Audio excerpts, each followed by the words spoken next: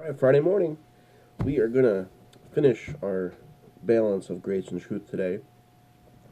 We're looking at an example of Jesus where he um, had it. He always balanced grace and truth. That was the kind of the picture of Christ that everybody's trying to be like. Christ likeness essentially is balancing grace and truth in your life. Being Jesus was full of grace and full of truth. He wasn't like they didn't. The Bible doesn't say Jesus was half truth and half grace, and they were perfectly balanced. The Bible says he was full of both. So um, it's kind of like you can't have one without the other. It's kind of a complicated um, thought. Like how can you be full of two different things?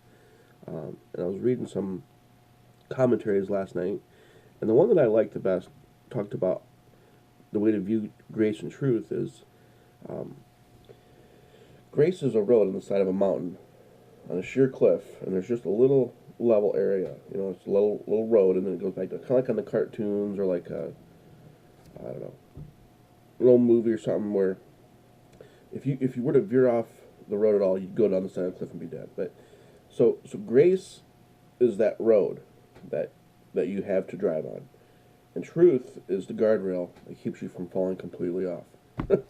I just found that interesting and kind of accurate as far as um, the balancing. Because without truth, it sounds stupid, but without truth, there's no truth. There's no standard, um, and without grace, there's no hope. So I kind of like that. The road on the side of a mountain with truth as the guardrail. That's accurate. So, but we're going to look at Jesus's example where he exhibited truth and grace at exactly the same time. So we're going to be in John 8, verse. Where are we at? Verse. Oh, I'm sorry, John. Yeah, John 8, verse 1 through 11. It's the woman caught in adultery, and we'll start right there. All right, chapter 8. Jesus returned to Mount Olives, but early the next morning he was back at the temple again. A crowd soon gathered, and he sat down and taught them. As he was speaking, the teachers of religious law and the Pharisees brought a woman who had been caught in the act of adultery, and they put her in front of the crowd. So they literally caught her in the act of adultery, and I want you to visualize this because it's powerful visualization that she was caught in the act of adultery, which it's got to be humiliating, obviously. But what would she be wearing in the act of adultery? Like, what would she be wearing at that point? Okay, so they drug her wherever she was from and put her in front of the crowd. Okay, that's what the Pharisees thought was a good way to start the day. Teacher, they said to Jesus, this woman was caught in the act of adultery. The law of Moses says to stone her. What do you say? They were trying to trap him into saying something they could use against him, but Jesus stooped down and wrote in the dust with his finger. They kept demanding an answer, so he stood up again and said, all right, but let the one of you who has never sinned throw the first stone. Then he stooped down again and wrote in the dust. When the accusers heard this, they slipped away one by one, beginning with the oldest, until only Jesus was left in the middle of the crowd with the woman. Then Jesus stood up and said to the woman, where are your accusers? Didn't even one of them condemn you? No, Lord, she said. And Jesus said, neither do I. Go and sin no more. So what a powerful exhibition of grace and truth balanced together. Um,